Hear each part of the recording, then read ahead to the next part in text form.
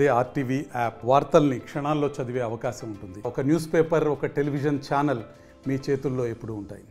అది చనిపోయిన వాళ్ళందరూ ఫోన్లు ఇచ్చిర్రు, మరి మా ఫోన్ రాలేదు. మా ఇంపార్టెంట్ అన్ని అల్లనే ఉన్నాయి, బండి పేపర్లతో సహా అన్ని ప్రతి ఒక్కటి అల్లనే ఉన్నాయి సార్. దయచేసి మా ఫోన్ మాకు ఇప్పించండి సార్. కాలు మొత్తం ఇస్తాం పెడతా.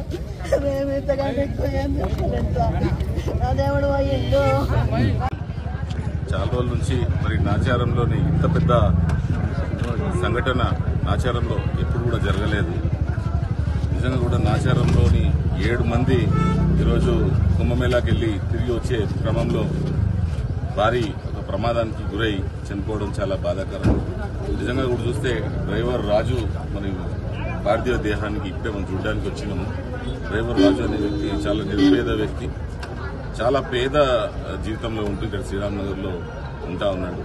అలాంటి ఒక నిజంగా కూడా ఒక పేద వ్యక్తి ఇలాంటి ప్రమాదంలో చనిపోవడం చాలా బాధాకరం. నిజంగా కూడా మరి కేంద్ర రాష్ట్ర ప్రభుత్వాలు కూడా మరి నిజంగా కూడా ఈ పేద వ్యక్తి ఏదైతే రాజు చనిపోయిండో వారి కుటుంబాన్ని ఆదుకోవాలని, అలాగే మిగతా కుటుంబాలకు కూడా నిజంగా కూడా నష్టపరిహారం చెల్లించాలని నేను కోరుతా ఉన్నాను. ఎందుకంటే కోట్ల సంఖ్యలో కుంభమేళాకు ప్రజలు తరలి వస్తారని అందరికీ అంటే ముందుగానే ప్రభుత్వాలకు తెలిసి ఉన్నప్పుడు, కేంద్ర అక్కడ ఉన్నటువంటి ప్రభుత్వాలకు కూడా తెలిసి ఉన్నప్పుడు దానికి సరైన ఏర్పాట్లు చేయకనే నిజంగా కూడా చాలా వరకు మరి అక్కడ తొక్కిసలాటలు కొంతమంది మరి ప్రతిరోజు కూడా మాకు ఇక్కడ యాక్సిడెంట్లు అయినాక తెలుస్తా ఉంది. మరి తెలుగు రాష్ట్రాల ప్రజల్లే మూడు వెహికల్స్ కి యాక్సిడెంట్ ఒకటే రోజు జరిగినట్టుగా మాకు తెలివి వచ్చింది.